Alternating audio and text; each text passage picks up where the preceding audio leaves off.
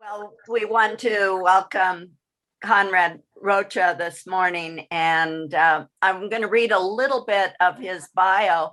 But if I took the time to read all his accomplishments and his different ways of service to the church, it would take the entire class. So I'm just going to skim over some of the highlights.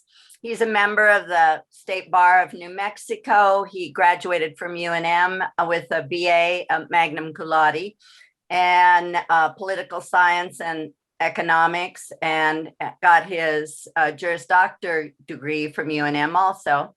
He served, prior to entering UNM, he served 10 years in the US Navy and is a Vietnam vet. He is now, as you know from reading his bio online, he is the stated clerk of the Synod of the Southwest, executive elder. And prior to that, he was the executive director, and he still continues to hold this position for Law Access New Mexico, which is a nonprofit that provides free civil legal services to New Mexico's poor. He served as vice president for institutional advancement and the CFO at Manal School. We love Manal.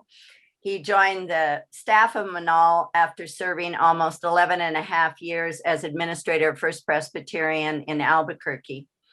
As a fifth generation Presbyterian, he is a confirmed member of the Presbyterian Church and is a member of La Mesa Presbyterian in Albuquerque. He's served the Synod of the Southwest as its moderator, the PCUSA in various positions, from General Assembly volunteer to many other positions. And he has also, in his spare time, if you believe he has spare time, he likes to make pottery using the coil method. So we welcome him today. He's been sitting in some of our previous classes, so he may look familiar to you, but we're really glad to hear from you today. Thank you so much for taking the time. Thank you, Judy. I appreciate that intro. I no longer work at Law Access. We shut the doors just before the pandemic. So that ministry kind of disappeared, unfortunately. So where do I start? When Gail approached me about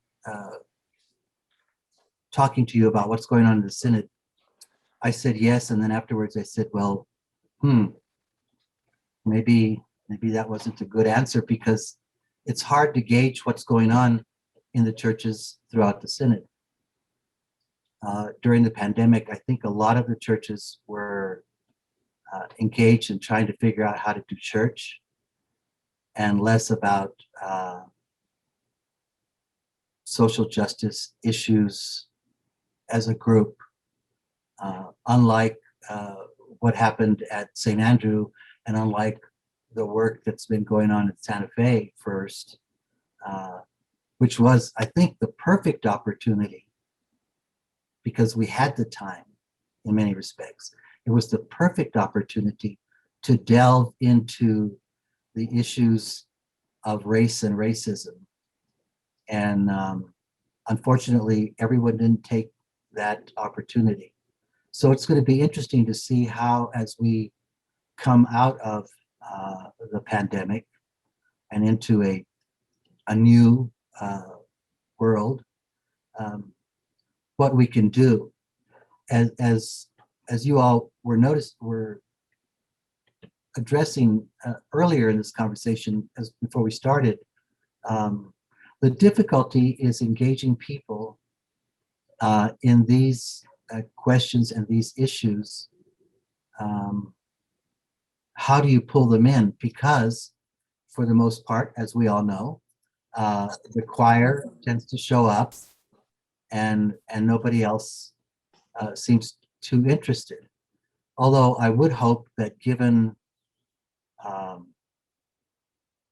the social justice concerns, certainly in the Black community, and just recently the commemoration of the Tulsa massacre, that it should make people a little bit more aware that there's something going on that we need to at least learn about. And I don't know how we're going to do that. I know that the Synod prior, 5 years ago, the Synod attempted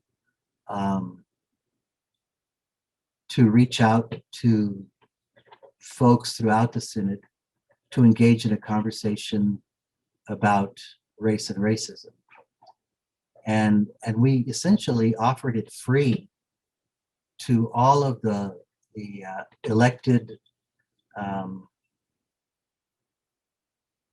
staff of the 4 presbyteries, and made it pretty cheap for everybody else. It was a 2.5-day affair, and we called it serving the marginalized, because people are less threatened by serving the marginalized. We all want to feel like, well, we're good Christians, and therefore, of course, we want to address the marginalization of people and taking care of them, the least of these. And then we had, in smaller type under the header, we had in a world of racism and classism. Oops.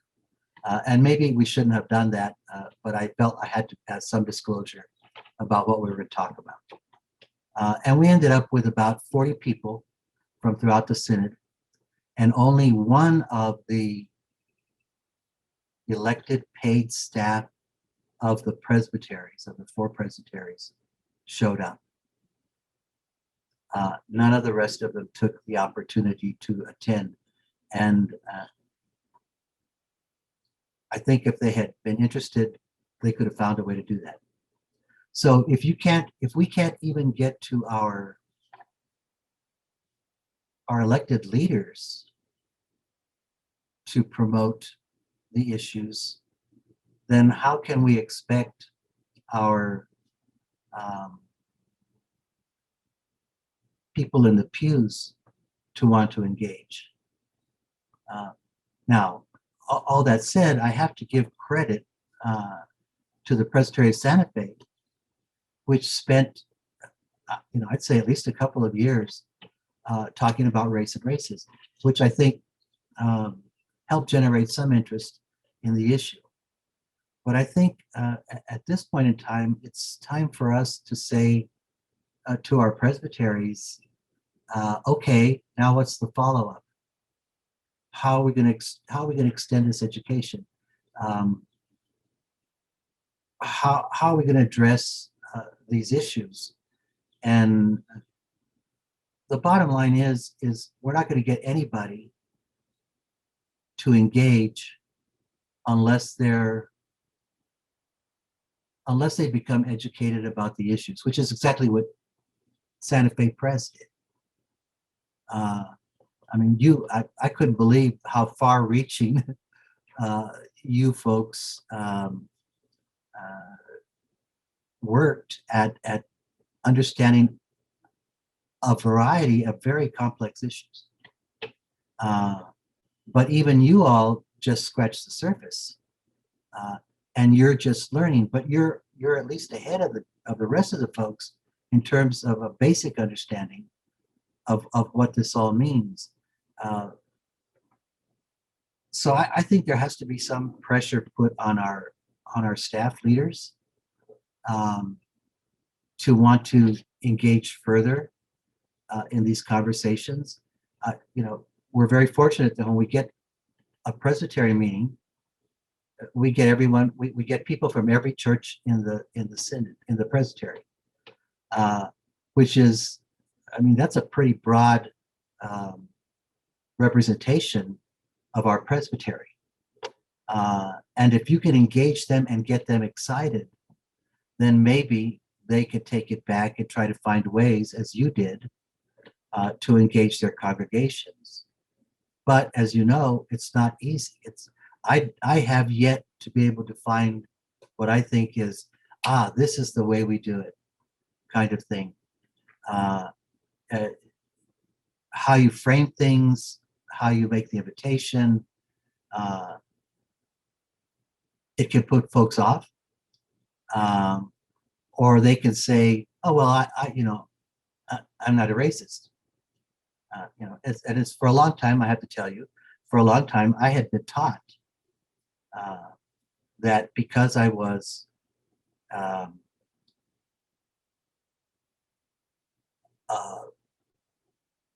a person of color, that I couldn't be racist.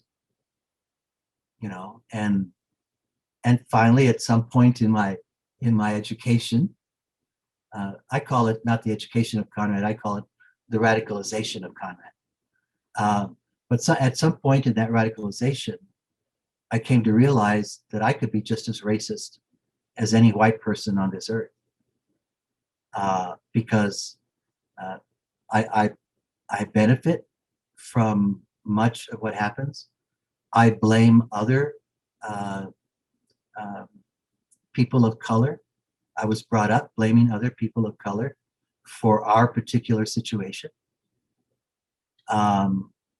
which is, that's the most insane kind of thought process that one could possibly think is legitimate. But I believed it to be legitimate until I delved further into it. So, but I think there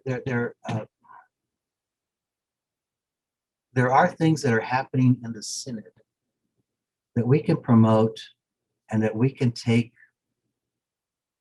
to sort of broaden the base. As Roger knows, the National Church is going to be hosting, I guess next year, Roger, a Native American sort of travel seminar. It's actually been postponed 2 years. We're looking at spring 2023 now. Okay, so 2023, the result of the pandemic, but it's unfortunate because that means we've lost 2 or 3 years in helping people to become more aware. But I also think if we have to personalize this, and that's why in Santa Fe I think it's been successful to the degree that it has, is because we've had leaders like Nelson Capitan, Luann Johnson, Gwen Capitan, who are respected leaders within the presbytery, who are able to speak about the issues, and because people know them personally, people want to know more. So it's like, how do you I don't like to say this, use this kind of language, how do you take advantage of that? But what it also says is that we have presbyteries where we don't have folks like Nelson, like Luann, like June Lorenzo, who are active Presbyterians, who are respected Presbyterians, and who are also Indigenous people. And that speaks to the racism of the system, that you don't have that kind of leadership in some of our presbyteries. And some of our presbyteries will say, well, we don't have any Indigenous people in our presbytery, so what does it matter to us? And I've actually heard that. And it's like, well, how can you say that when you live in New Mexico? I mean, I don't care if you live in the southernmost part of New Mexico or the northernmost part of New Mexico. You have Indigenous people present, and you live on their land. So how can we say it's not our problem, it's not our issue? Or I've heard it said, well, we don't have a Black community, so why does BLM matter to us? But we do have Black leaders, and we do have Black communities within our presbytery, maybe not Presbyterian, but certainly within the bounds of our respective presbyteries and our synod. and how do we invite our siblings to engage with us, and not necessarily, come on down and tell us about how racism has affected you, but come on down and just socialize with us, come for our fellowship hour, get to know our congregation, and be clear to them that they're not there to promote the issues important to them. They're there to create a relationship with the people who will subsequently want to know more, and then they can engage in the conversation. Then we might have an opportunity to engage them in the conversation. But if they never see our siblings, they never cross the paths of our church, then how the hell do we expect our people to care about it if they haven't even met people of color in a social situation?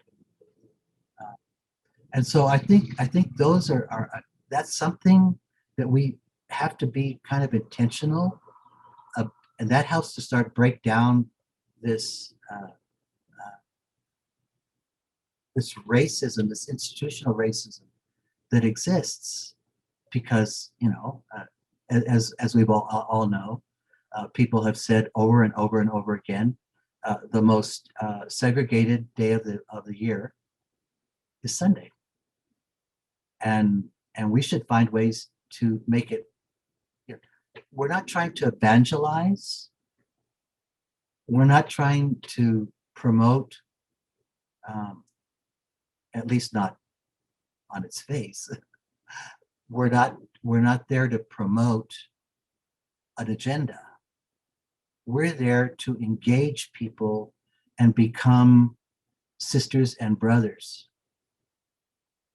in the world, not even in the faith, but in the world. And how can we do that? Just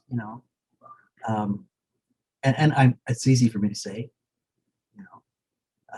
I think it's harder to do, because you're gonna have a fine line between asking people to come into your congregation but telling them there's no agenda, and they're not there to promote anything other than to get to know our people and our people to get to know them. But that's where it starts. It starts in relationships. And as many of you know, it's when you go out and work in a food bank in your community, you get to know other people. You're not just doing the work. You're getting to know other people on a whole different level. Well, but who's out there doing the work? It's those of us who are these social justice nerds. What about everyone else? Well, how do you engage the other folks within our congregation to become acquainted with and friends to people of color, with no agendas in sight, other than the desire to be in community with the people in our community. And maybe that's what you call it, let's be in community, and have something, have a social.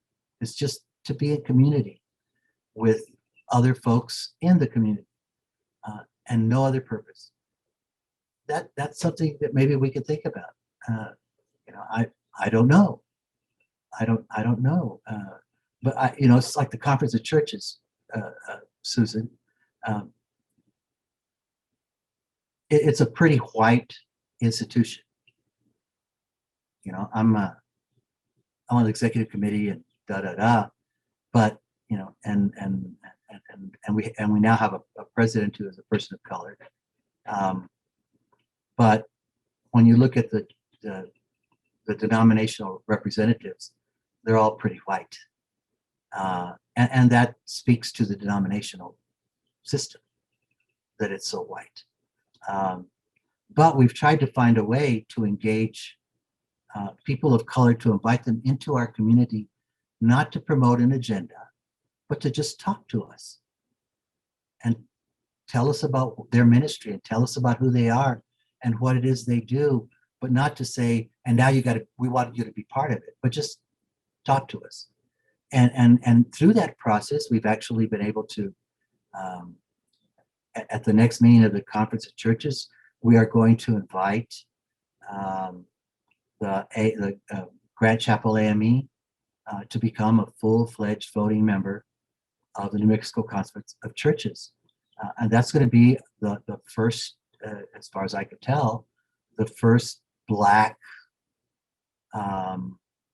community voting member of the conference.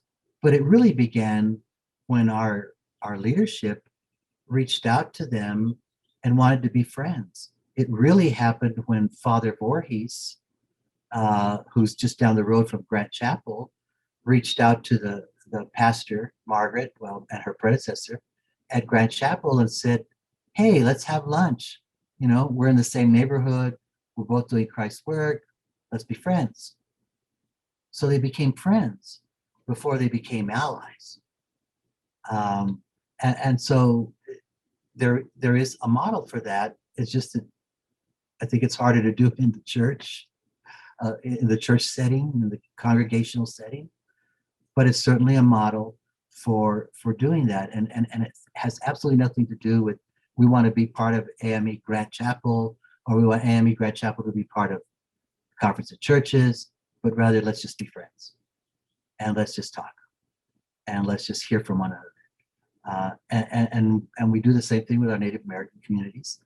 And I think we're getting better at it.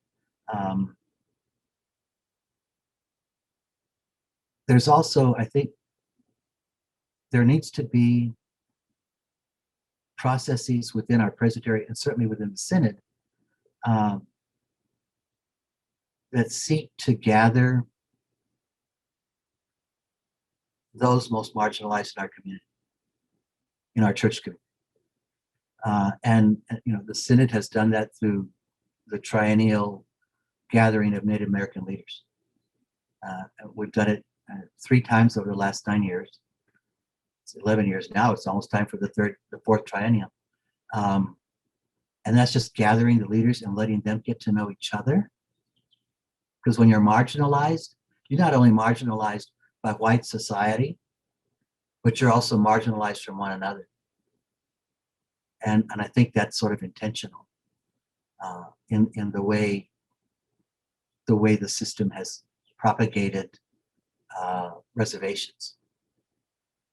And so, it's how let's get folks together and they get to know each other, they get to care about each other, they get to realize that they're not there all by themselves. And then they get to talk about the issues and what concerns them, not what the white folks think should be their concern, but what they think is their concern. And then we ask them, if you have concerns or you have issues or you have something you would like us to do or address, then tell us.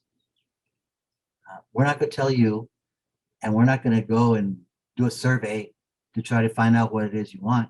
We want you to gather together on your own and come back to us and say, this is where we want to go, or this is how you can help us, or just, get the hell out of the way. But whatever that is, those are opportunities. And the Synod, I give it credit for doing that. And it's also, it's working towards doing the same thing with our Hispanic, Latinx communities throughout the Synod. And we're hoping that in 2023, we can have a gathering of the Hispanic leadership throughout the Synod, where they gather without dominant culture people present to discuss their issues, their concerns, how they can help one another, what it is the congregations and the the mid councils can do to serve them in their ministries. So we're edging towards doing something like that. I'm grateful to White Rock Press, in Los Alamos, who has this wonderful long-term relationship with Native American community who are not Presbyterian. They're just Native American. And they've established a long-term relationship that is not founded on becoming Presbyterian. It's founded on, I want to know who you are, and I hope you would want to know who we are. And out of that comes a determination jointly arrived at which they jointly arrive. I hate to leave ats at the end. At which they jointly arrive to serve. And it's not a one-way street of service, it's a two-way street.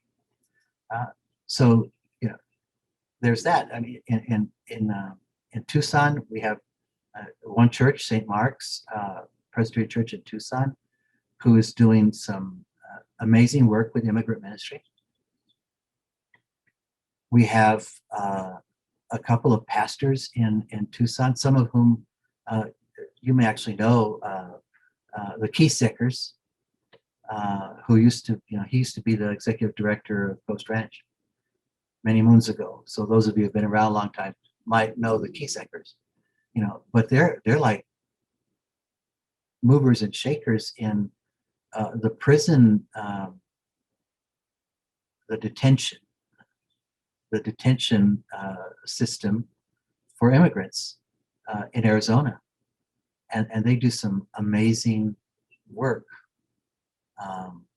from writing letters to visiting the detention centers every week and trying to find out what's really going on at the detention centers, because we don't actually know what's going on, most of us.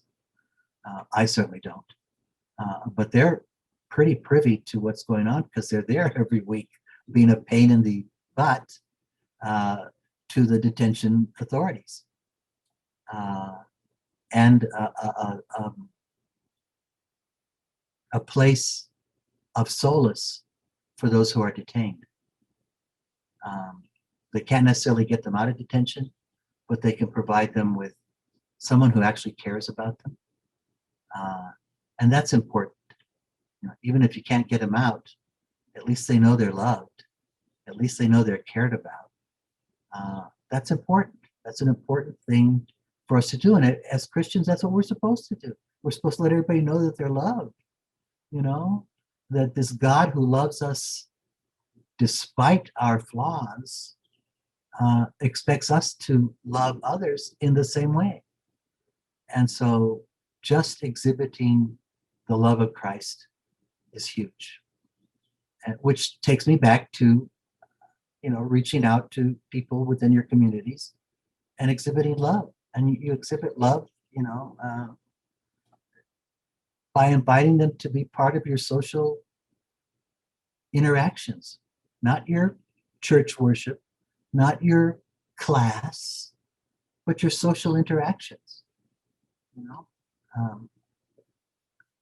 What better way to show God's love and then learn from one another how you can serve one another? Because as much as we may serve others, we're going to get a lot more in return, I think, in the end.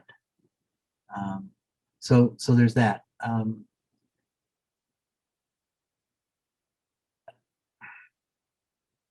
I can't tell you that this is what churches are doing and this is what works best, because especially during the pandemic, as I said earlier, I thought we had the perfect opportunity to do exactly what you did. It's going to be harder once we're normal, if you want to call it that, because then people are going to, they're going to be out to soccer on Sunday, and they're going to be taking vacations far away, and they're going to find reasons to not engage because they're going to want to do other things. And so, in many respects, I know this sounds bizarre. I'm going to mourn the end of the pandemic for that reason, because it gave us that opportunity. And many of us took it. I know I, for one, I've spent over a year doing in an indigenous book study group that started around one book, and we're now 12 books into it. And every time we meet, it's like, oh, well, when we finish this, we have to read this book. And every time we read, we learn more stuff. And every time we engage each other, we learn more, and we learn more about each other. And what I like about it is I'm not just engaging with Presbyterians, I'm engaging with people of other faith. And I'm not just engaging with New Mexicans or Arizonans, I'm engaging with people from Ohio and Texas, California and Seattle. I mean, this group is like from all over the country. And they're young folks and they're old folks. And we've learned a lot together. And the more I learn, the stupider I feel. But at least I feel like I'm trying. And that's a good thing. And we made a decision recently that just because the pandemic is coming to an end, so to speak, that our book study group is not.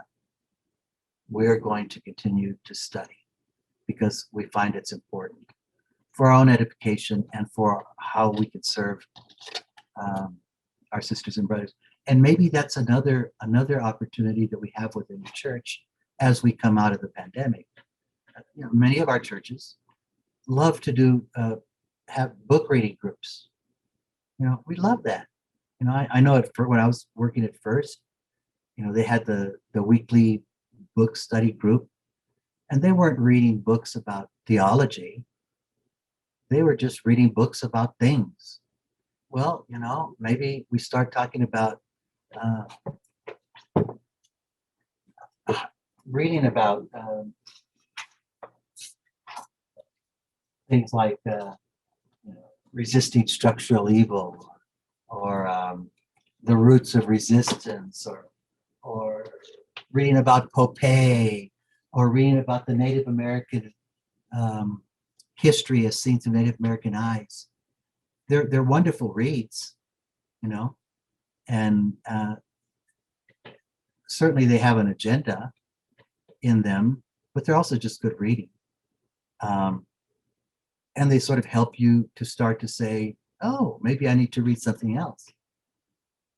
Of course, some people are going to start, they may say, oh yeah, I want to learn Native American history. And I think that's a pretty mundane kind of say, let's learn about Native American history. I think a lot of people, because we live in the Southwest, are going to want to know about Native American history. Now, when they start reading the book, they're going to go, oh my God. And some are going to be turned off and say, I'm sorry, I didn't learn that at school. It can't be right. But others will say, oh, okay, I'm going to take this with a grain of salt, but I'm going to keep reading.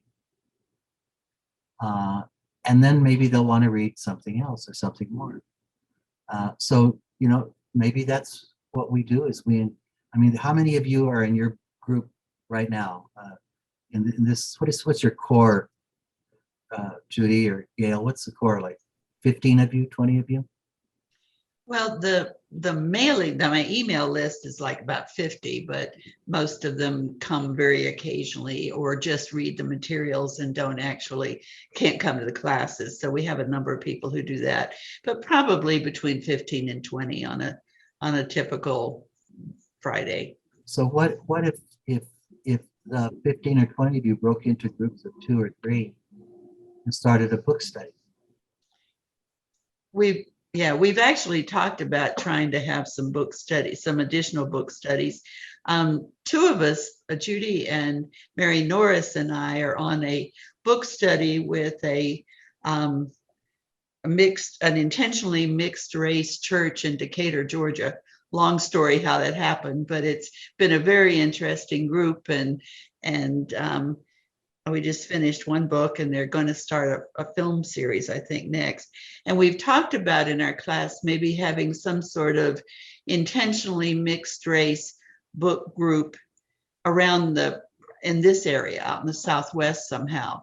And I was wondering a minute ago, either for that or for other things, is there something at the Synod level that you could help us organize people from the different churches who are really interested in this? Because I'd love to hear more about what Roger and Susan have done, and maybe other churches. You said White Rock and some others, or White Rock, yeah. So it perhaps just a few, people who are especially interested in it and trying, like Roger and Susan and like us, trying to get it out to the rest of the congregation.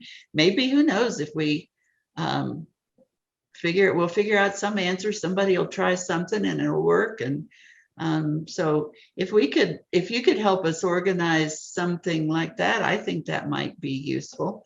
I don't know. That never occurred to me, frankly. But I think that makes a whole lot of sense. Just like we tried to do serving the immigrant, maybe we could do something about how have we been serving, and open it up Synod wide and get folks from different churches who are doing things, different ministries, to present. And I think that's a distinct possibility. I mean, the Synod has done approximately every 3 years a stewardship event. Well, there's no reason why instead of a stewardship event, or in addition to a stewardship event, we might do this is how we're serving the marginalized event, where people get to learn from their sisters and brothers who are out there in the trenches, or at least engaged somehow, how they've engaged and how they even got to that point. Because obviously they had to get from point A to what I would consider point D or E. What were the B, C in between? How did they get their congregations so committed and so engaged in that kind of work? And also, what have been the walls that they've hit? Yeah, I'd like to hear how people hit walls and what happened, and even if it's the same walls we're hitting. I mean, I would see it even almost as a smallish ongoing support group, where people share what they've tried, and maybe 15 people from various churches who are working on these things. But anyway, Judy's trying to say something.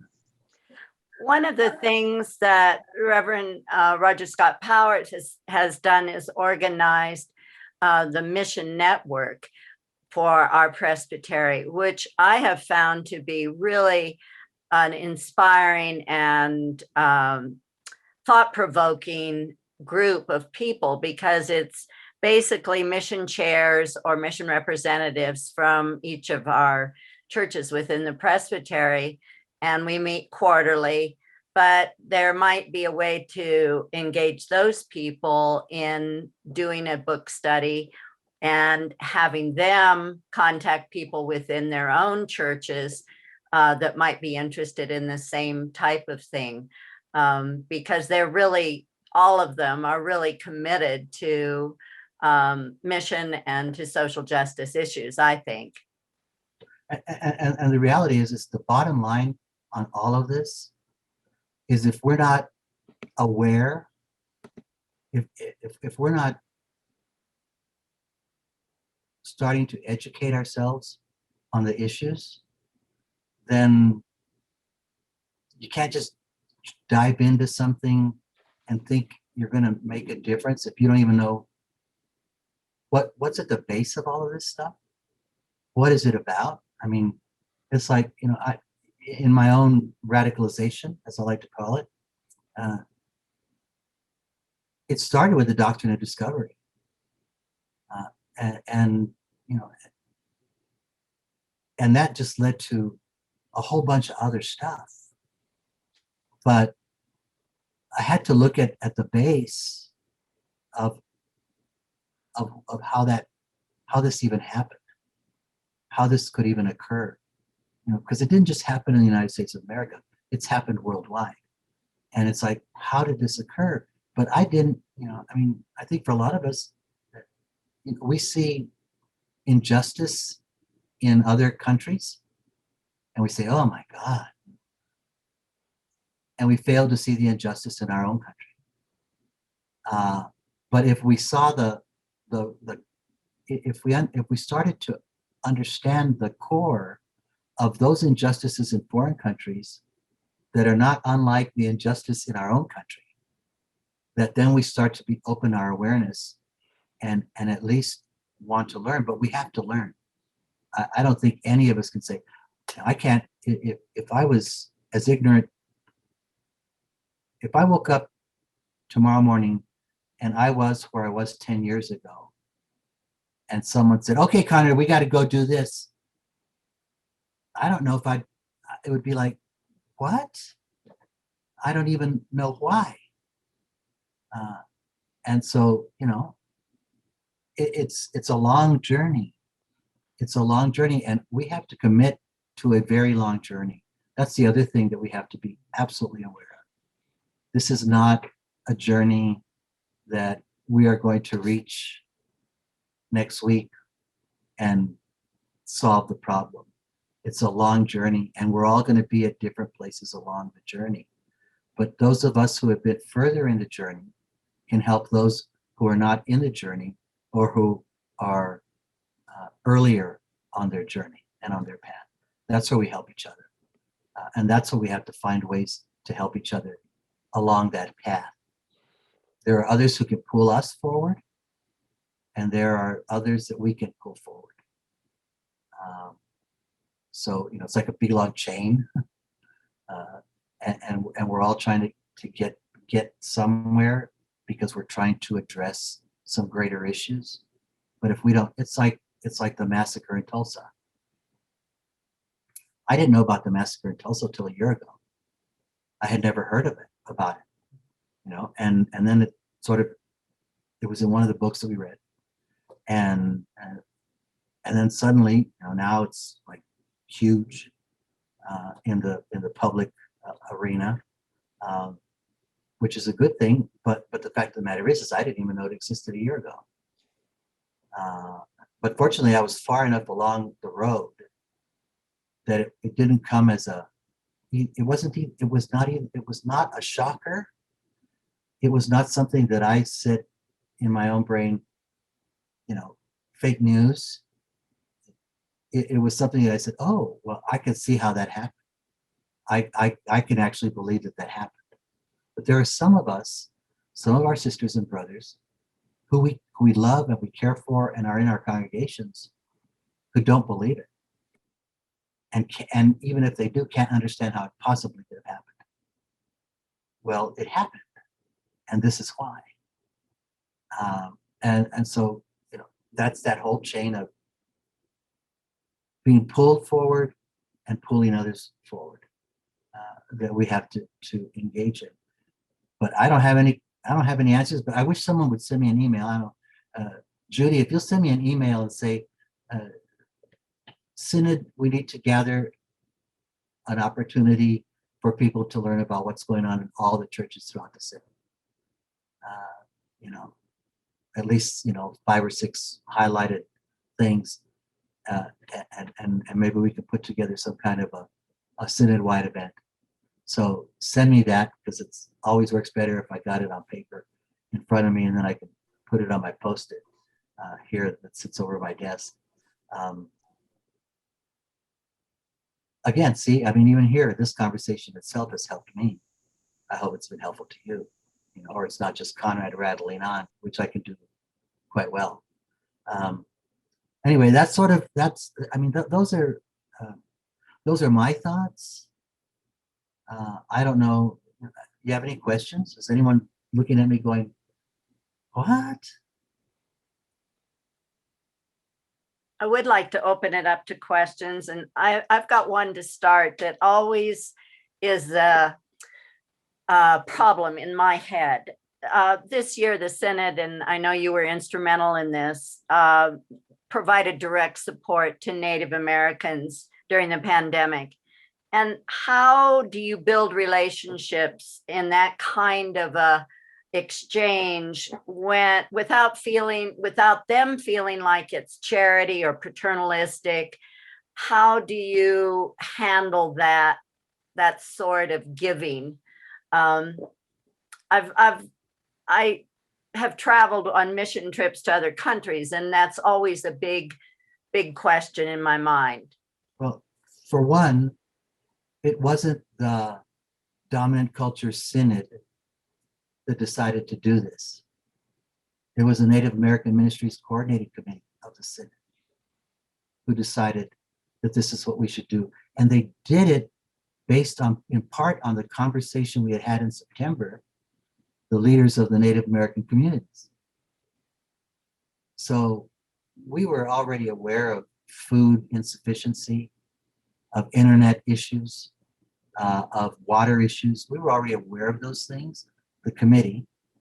And when the pandemic hit, the committee immediately went into overdrive about what we're going to do.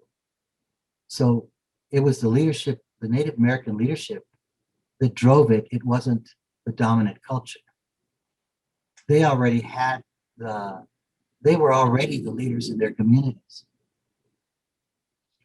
So there again, it's not the white culture deciding this is what we're going to go in and do. It's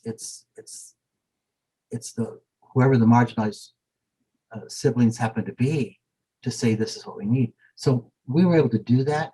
We created we had a strong bond already with the Navajo Nation and Tohono Nation and the Gila River Crossing communities. So we had enough people who were engaged in those ministries that they knew how to address it. They knew what was needed. So we weren't imposing anything on them. So it wasn't charity. It was a response to an identified need that they self-identified. And we and we're still doing it, and we're not doing the food thing, but we're doing the support of the pastors, and we're doing the support of the churches and paid for all their utilities and stuff. We're still doing that until we run out of money. But we keep doing it, and in the process, I've been able to, even though I've been from far away, I've been able to, at least telephonically and through email and text, become acquainted with the leaders in some of these churches, many of whom I didn't know. I didn't know who they were. I sort of met them in passing at the Native American leadership consultation, but I wasn't there.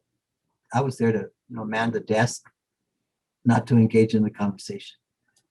So I've gotten to know them, and in fact, day before yesterday, Sharon was here at the office, and we mapped out. She and I are going on a trip, and we're going to visit every one of the communities in on the Navajo Nation in October that we served through this program. We're going to go to every one of those churches and meet with their leadership and with their folks, and let them see us and know us, and us see them and know them, and be able to give each other a hug and say, you know what, we love you, but that's part of the we could have done this, and then I could have said, okay, we did it, I'm done, shelve it. But it's like, no, I have to continue to work on that personal relationship that has begun. And how do I keep that personal relationship going? Mm-hmm. So that they trust me and I trust them. Because it's also a trust issue, the relationship issue. And then we intend to do the same thing in the Gila River area, and then we're going to go down to the Tohono Nation. So again, that's a very long answer to your question, but it wasn't us who did it. It was they who asked, who said this is what we need. Thank you. I think we have time for one other question. George has his hand raised. Thank you, George.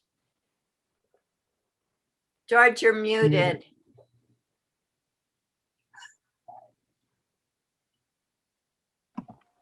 Just to ask, is it appropriate if Roger and Susan shared some of the things they're doing or have done? Sure. Well, the racial justice conversation group that started last June, we started with the 21-day racial justice challenge that the Presbyterian Church offered. And several of us did that, and sort of on an individual basis. And then we met via Zoom for an hour each Tuesday afternoon and talked about what we were engaging with. And then we found, different people were reading different books or looking at different things online, and we talked about those. We talked about personal experiences through our lives of confronting racism in ourselves and in society. More recently, we worked with the Presbyterian Peace Fellowship, which put out an 8-week curriculum on defunding the police and abolition of police, which was a bit of a stretch for us. But I think some of us became a lot more sympathetic to those movements when we learned about the history of policing in the US, which we didn't know the history of, and saw the structural issues that are involved.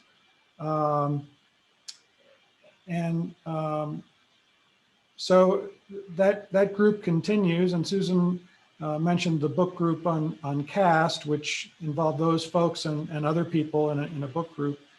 So now we're doing a once-a-month summer film series using short films that were produced by the New York Times. I don't know if you've connected with those. If you Google 26 mini films racism or something, it'll come up on the New York Times website. And most of them are 5 or 6 minutes long, and are just brief snippets from a lot of different people about growing up Black, about my conversation with my Black son, white people on racism, Latinos on racism, Asian Americans on racism. And so they're great discussion starters to watch that for 5 or 6 minutes and then talk about it. And that we are open to the whole church and to people outside the church. I think it went through the Presbyterian Tidings. I'm Or not not sure yet. we put it through that, but Okay. but we opened that up to the whole congregation. It was actually in the Peace and Justice Center of Albuquerque newsletter, and our whole group came, and there were 2 other people from our church. So, as I say, when the issue of racism comes up, most white people want to run the other way. They don't want to engage because it's uncomfortable, and that's the difficult road we need to trod to try to get past that resistance and engage people. And I just want to thank Conrad. He introduced me to the White Privilege Conference, which is a annual meeting nationwide. It's actually international now. It's been going on for over 20 years. A lot of the leadership from Louisville, from the Presbyterian Church, attends. It's a wonderful training ground for work on race and racism, and it's understanding race in an intersectional framework. So they understand that class and gender and sexual orientation and age and ability, disability, all of those impact, but it centers race for the conversation. And it also offers lots of opportunities, workshops. There's like over 100 workshops during a 3 or 4 day period, and they are graded. So you can go to the first level or the second level or the third, wherever you are. So I just put a shout out for that. And it was virtual this past year, and I'm hoping that they will continue to have a virtual arm for those of us who can't travel. The other thing is it's got to be a lifetime commitment, and that's not conducive to most adult ed series where, we do 4 weeks on dismantling racism and we're done, check it off. Let's look at Genesis next week. Yeah. Hey, Genesis. No. Well, I think the Matthew 25 initiative too has propelled us into some serious study over the next couple of years. And that was one of the reasons that we started our class. But thank you for sharing. And George, thank you for asking that question, because we can certainly learn from each other. And thank you, Conrad. I know you have another meeting this afternoon, so I don't want to keep you, but I just want to thank you again for helping us realize the importance of relationships, and also that this is a long journey. It's not the 4 weeks that we're going to do in adult education. And we appreciate your time and your knowledge and thank you. Thank you. I've enjoyed coming to your classes when I could. It's been a joy. Thank you. Thank you. Thank you. I'm off.